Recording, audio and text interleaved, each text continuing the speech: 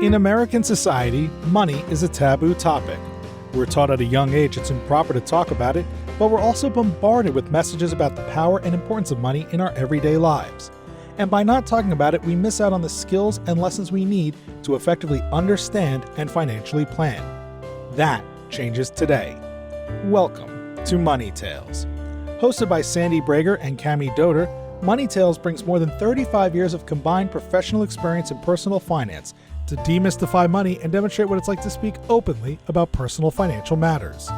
Join us each episode as they interview modern-day movers and shakers about how money decisions intertwine with their daily lives in order to give you better insight into productive financial conversations. Subscribe today and register for our blog Fathom at aspiriant.com/podcasts to increase your money mojo. And now, here's Cami and Sandy.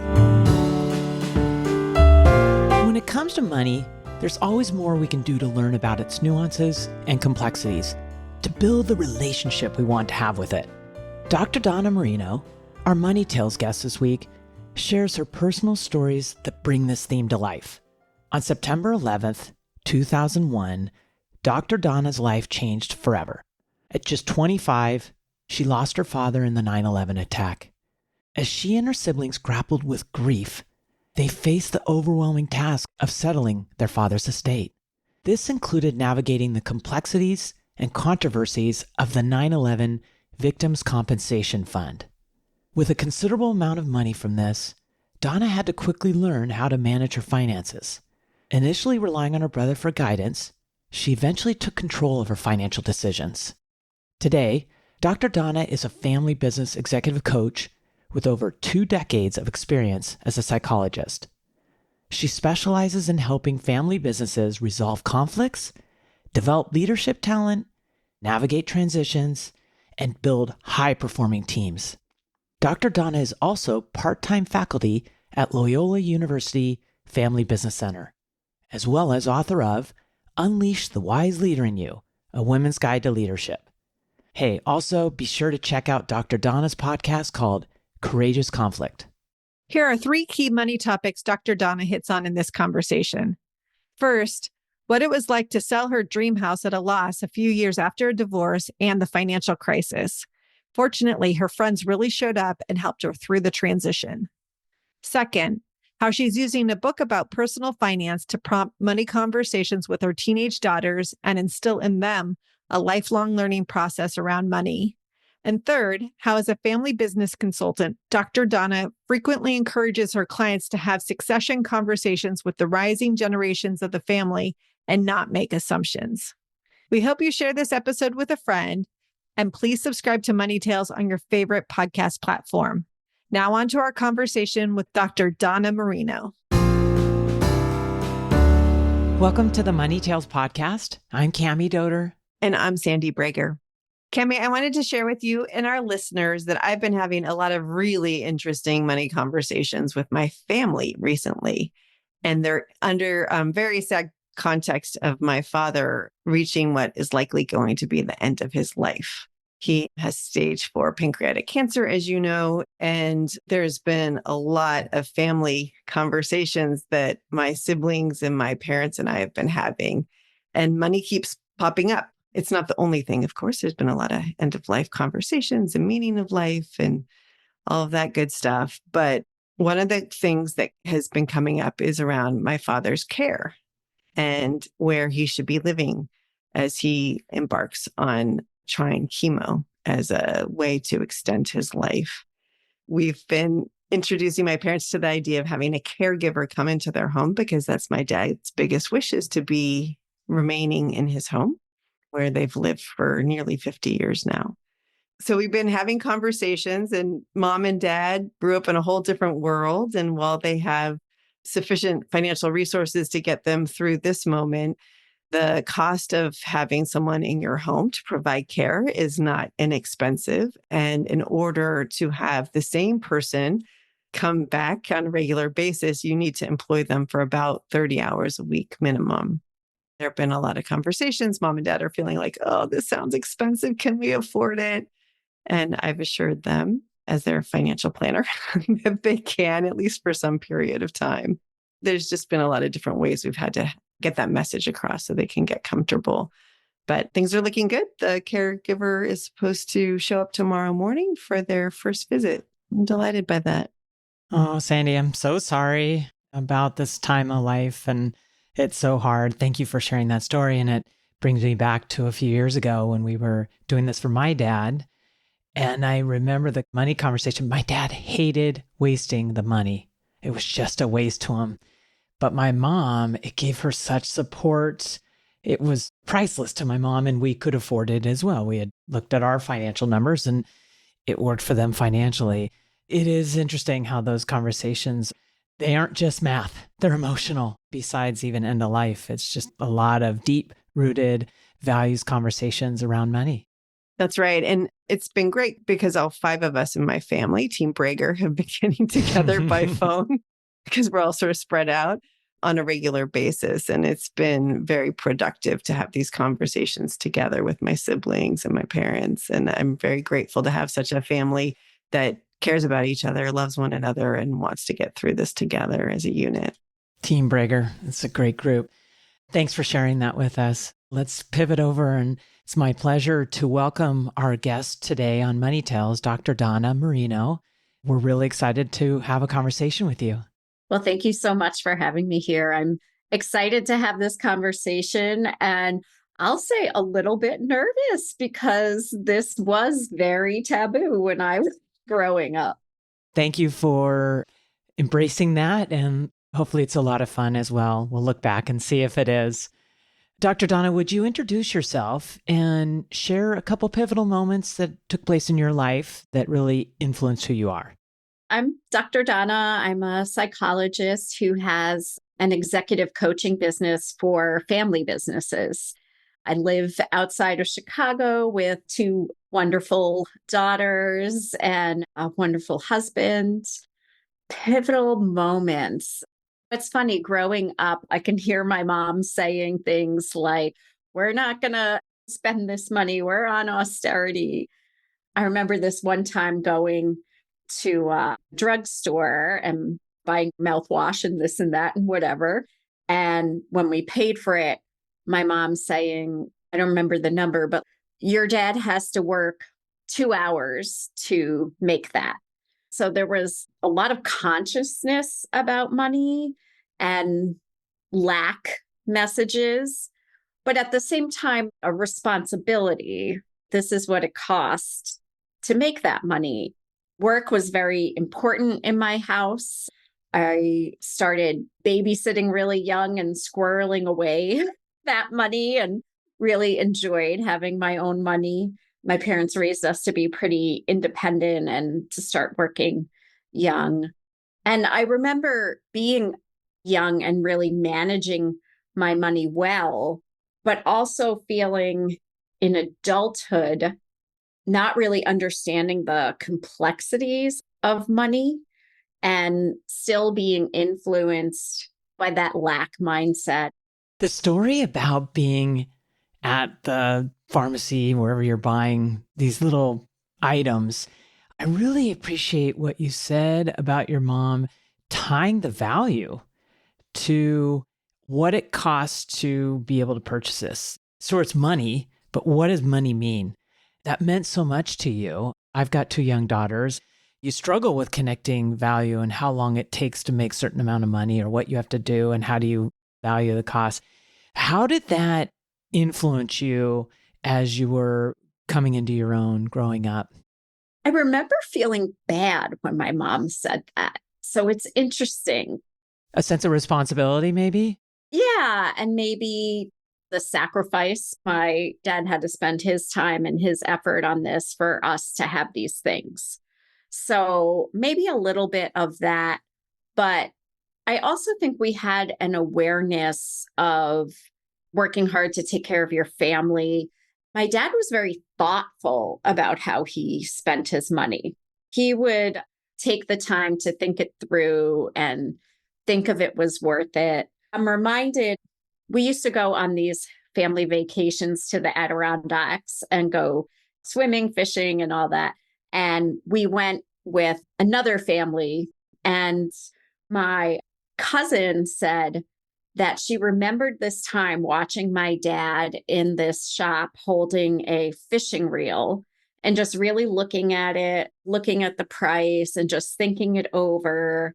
And she felt like that taught her a lot because her dad, and he made more money than my family, but her dad was much more impulsive and like, I want it, I buy it.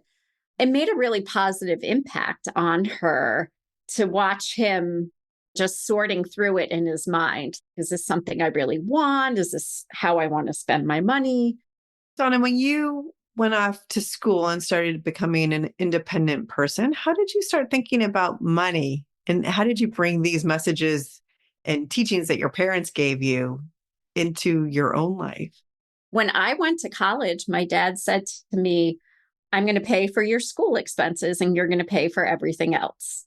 And so that was it. When I got a car, I paid for the car, I paid for the car insurance, I paid for the gas. If I wanted to do things, I had to work. And it was a gift that my parents were paying for my education and my textbooks. And I got jobs on campus and I worked for what I wanted and I saved my money. And I take a lot of pride in that because people don't start off that way much anymore. And it taught me a lot of responsibility and how to manage my money. And just like my father, whether it was worth it or not to buy that thing, is that really where I want my money to go?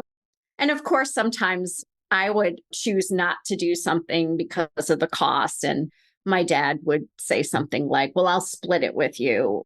I really started off very well because of that. Tell us how that related to friends you were spending time with. Did you find yourself gravitating to people who had to work to cover a lot of their expenses, or did you have some who didn't have to? And then if so, how did that make you feel? It was really varied. I grew up in a very middle-class neighborhood on Long Island. And so my friends were a lot in the same situation. Most of us chose to work for one reason or another. And there were some friends who had more money or less, but there were times I would just have to be like, yeah, I can't do that because their parents were paying for that trip or whatever that was. But it didn't really cause strain.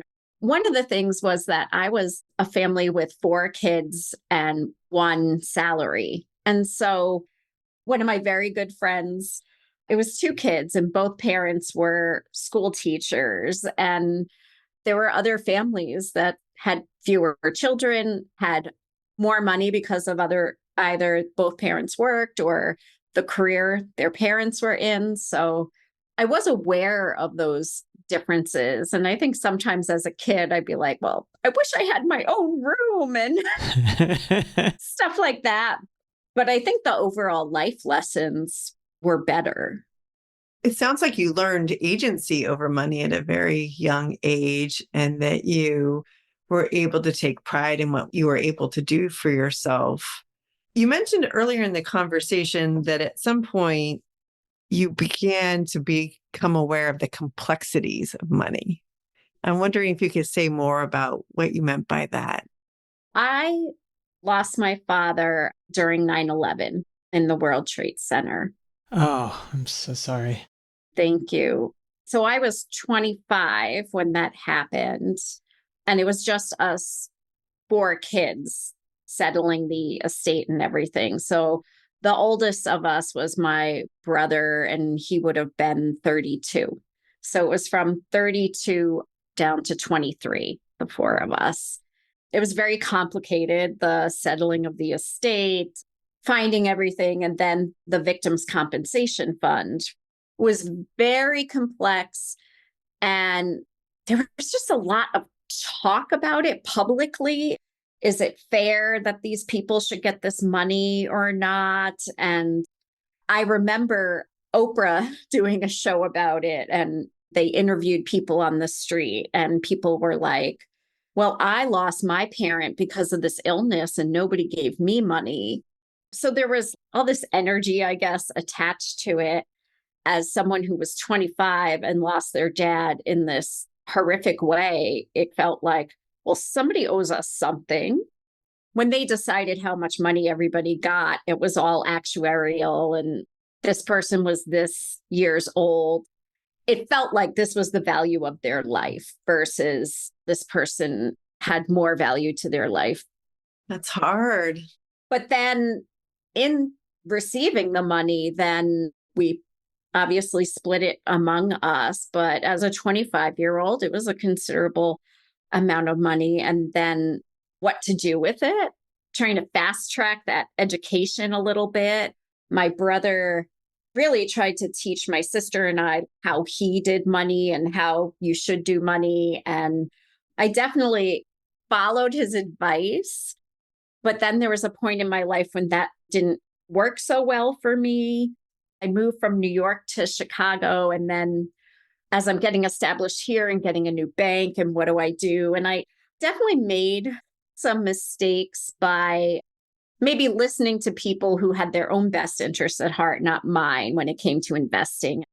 I do feel like losing my dad at that age, I didn't get enough financial education as I needed. You're young and you're dealing with some really complicated matters. Besides the emotion, I can't even imagine managing through the emotion, settling an estate, you and your siblings having to figure all that stuff out. Boy, you got your master's, PhD in money. And what a time. You moved to Chicago. You are pursuing your career.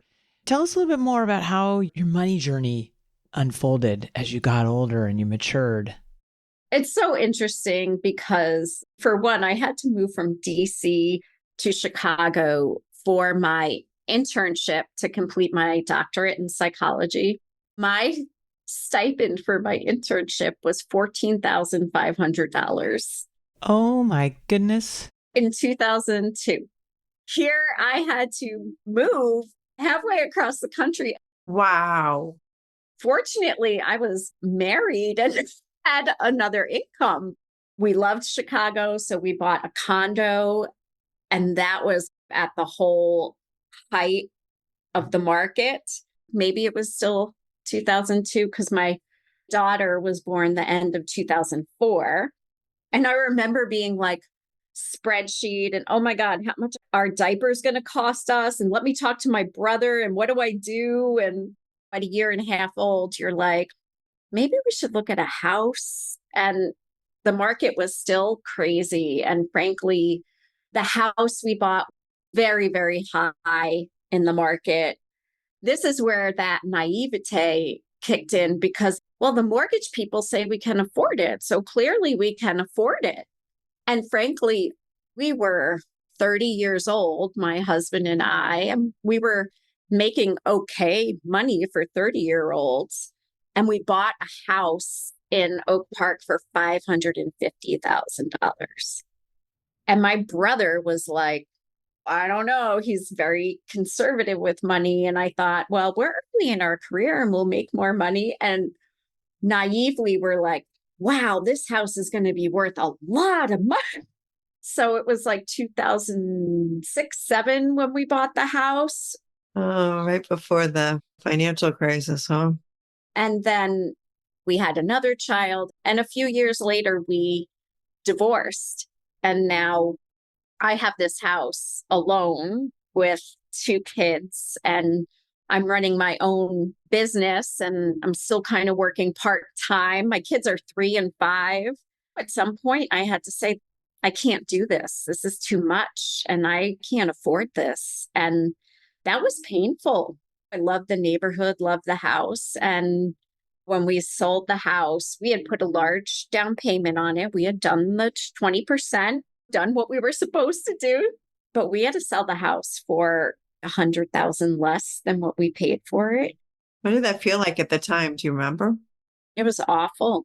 I felt guilt. I felt irresponsible. I was really sad. I loved that house and envisioned my kids growing up in that house. And it was a really tough time. It was the right decision. It was the responsible decision, but it certainly was not easy. How did you get through that time, Donna? I was remarried at the time. So the support of having a partner to go through it, the support of really good friends that I was embarrassed about the situation, but having really good friends that I could be transparent with and they could be helpful. And at some point in all of this, looking at the country as a whole in this journey, realizing I'm not alone in these struggles. There are so many people struggling with debt and being house poor. And this is not just me. It took a while to realize I'm not always going to suffer from this. I can come back from this because there was a feeling of, oh my gosh, this is going to be who I am. And how did I go from being ultra responsible to being in this position? And that was hard. It's so interesting. We define ourselves sometimes by our mistakes. It happened to so many people, and it was a lot of how mortgage products were being packaged and sold. It was awful. And I really appreciated you sharing that you leaned on these friends, and they were really helpful because Money Tales is about knowing you've got your tribe, you talk to people about your situation. It helps you get through it. If you don't address it, it just gets bigger. I wonder if you could share a little bit more about talking with friends and how did you get comfortable around being vulnerable? I'm thinking of two friends in particular who we all lived on the same block. Our kids were all the same age. We belonged to a babysitting co-op where we'd each babysit for each other, rotate. They just became really good friends of mine, really close and trustworthy. I felt so much blame, shame, and guilt about it, but they had also watched the journey. They knew when new people moved in and what houses were going for, and they watched, frankly, my marriage fall apart, and they knew my struggles, and they were just not judgmental about it. So as painful as it was to say, hey, this is what's going on with me, and it feels terrible, and I'm scared, and I'm not sure how to get out of this. They really were very compassionate. Some of them shared their own struggles. Ours isn't perfect either. This is how we're managing it. This is how we're managing debt, having kids, and choosing if I'm going to stay home for a while with the kids or choosing what we really want the kids to have. And it's important enough to take a loan or something and what we have to pass up. So it opened up some interesting conversations and definitely made me feel less alone and less judged for it all. Thanks for sharing that. I have goosebumps because you're saying all the great things about having money conversations, why it's important to talk about money. So thank you again for being in this conversation with us. I'm curious, how would you describe your relationship with money today? I would say it is a consistent work in progress. I am educating myself. I work with my own financial coach now, who we work with both the pragmatics as well as getting out of the scarcity mindset, getting out of the lack, giving myself compassion or forgiveness for things that I would do differently now, and taking those practical steps to move forward and talk about my money goals. And I have two daughters, and they are 17 and 19. One's going to be a senior, and one just finished her freshman year. Something I feel so passionately about is making sure they have a good understanding of finances and a good financial education. I don't think our schools do that. It's really up to us. And of course, parents always want kids to avoid the mistakes they made. But in getting my own financial house in order, I also have found that I'm starting to talk more openly with my kids and not raise them the same way I was of you don't talk about money. Getting them out of scarcity, but also the thing I'm finding is the negativity towards people who have wealth, and that it means you'll be greedy or this or that. So I find that trying to help them learn about money, understand how to make choices about money. And they don't have to be the same choices as me, but make sure they're educated choices. But also that it's not bad to have money. It's not bad to have a lot of money. To me, money is a magnifier. If you have a good heart and good intentions, you're going to be able to use that money to raise other people up, to put out good things in the world. And money is agency and opportunities to make a difference in things. I don't want them to see it either way, that money is bad. I just want them to see what the opportunities are there for them and for them to be smart about it. I just made my daughter read a book on money. I was like, here, I bought you this book last year and you haven't read it. You have to read it before you go back to college. She read it in one day and she's like, so are we going to discuss it? And I'm like, sure. And we haven't talked through all of it yet, but she's told me some things that she's learned or some things she already knew. In her talking to me, I learned a couple things. I'm going to read it and her sister's going to read it. She doesn't know that yet, but her sister's going to read it too. A book is a great prompt. Anything you can use that's a prompt, a question that's provocative, I think that's really helpful to educate. Donna, I'd like to pivot to your work because I think it's really interesting. You're an executive coach to family businesses. And I would love for you to share how money shows up in your conversations with your coaching clients. When there's a family business and you have shared money, the profit of the business impacts all of you, and distributions. And when there's succession, how much ownership does each family member want to buy into or not? It's interesting because they're coming from the same family, so they are going to have some shared belief systems and values around it, but not necessarily all the same. Myself and my siblings, we don't all manage money in the same way. Helping them have those conversations. One thing I find is I'm often surprised at what they're not talking about. Oh, say more about that. When people are thinking of, I'm going to retire and I'm assuming my kids will take it, and maybe they don't want to, or I haven't told them that I'm on my own 5-year plan now, or those kinds of things. Or we haven't talked about whether I'm going to require them to buy the business from me or whether I'm going to leave the business to them. It's just really amazing. I'll ask them, so have you talked to them about that yet? Oh, no. Do you think I should? Something really important. I'll be like, yeah, because you're making a lot of assumptions and you have no idea. One of the reasons I work with family businesses is that my dad really instilled 2 things in us very powerfully.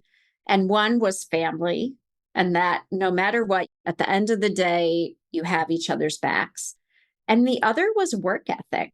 What you contribute to the world is important. And if you're going to do something, you do it all the way and you do it right. Those are the things that I really think I bring in working with family businesses and why I love it so much. I have a different lens as a psychologist. You don't see a lot of that, to give a different perspective, but also I'm passionate about their family sticking together and being successful as well as their business being successful. So having the hard conversations has to happen, and helping them do it in a respectful and compassionate way is really important. Donna, this makes me wonder, as a psychologist, what's one piece of advice that you have for listeners on how to talk about money with a family member? Being as transparent and vulnerable as you can be. Establishing the safety first is so important. We have to have that sense of psychological safety that this is not going to be used against me. They're not going to judge me. But that transparency is important. I have started to say to my own children, I want you to learn this because I didn't feel fully educated when I was an adult. And I don't want you to make errors that I make, I tell them flat out, I want you to do better than I did. And demonstrate for them too. They see me reading books on money and demonstrating that this is a lifelong learning process and there's always something more to learn. But this is an area of life that you have to pay attention to and you do have to learn. Oh, I like that. Donna, tell us, what's your next money conversation going to be and who's it going to be with?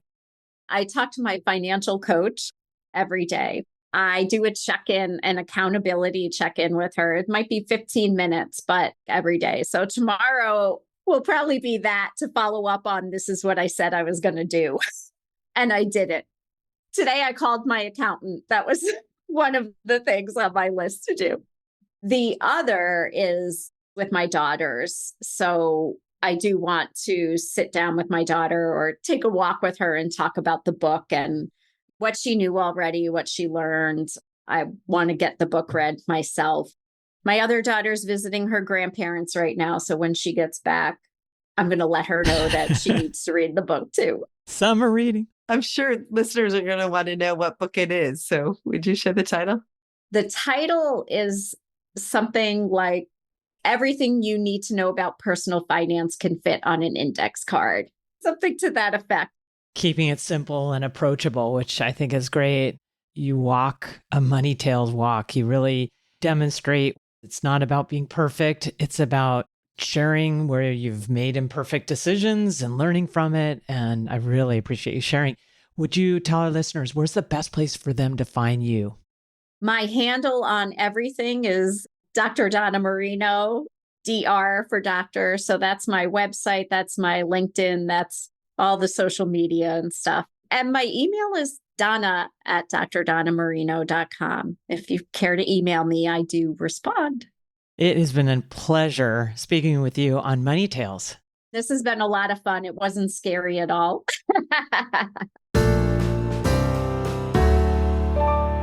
Thanks for listening to the Money Tales podcast. If you've enjoyed this episode, share it with someone you think would benefit from listening. And leave us a review on your favorite podcasting platform. Your ratings and reviews help more people find our podcast. If you're inspired to gain clarity and peace of mind about financial matters, don't hesitate to reach out to our team at Aspirient. Go to aspirient.com/start a dialogue. Or you can email Sandy and me at podcasts@aspirient.com. See you next time.